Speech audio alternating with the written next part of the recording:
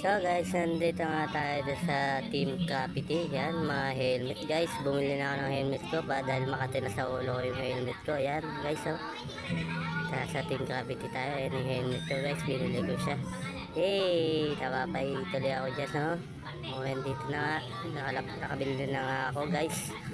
Lumabas na ako ng shop. Ayan na, nabili ko na yung aking helmet guys. Kaya yan, iuwi na natin yan guys ngayon. Tara, let's go.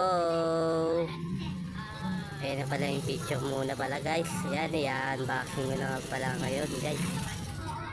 Yan oh. Laki oh, laki ng box eh. Oh, ang ganda. Diba? Unboxing natin yan ang ating bagong helmet natin yan guys. Yan na. Tignan natin yan guys. Tignan natin, napakaganda na yan. Racing nga pala yan guys.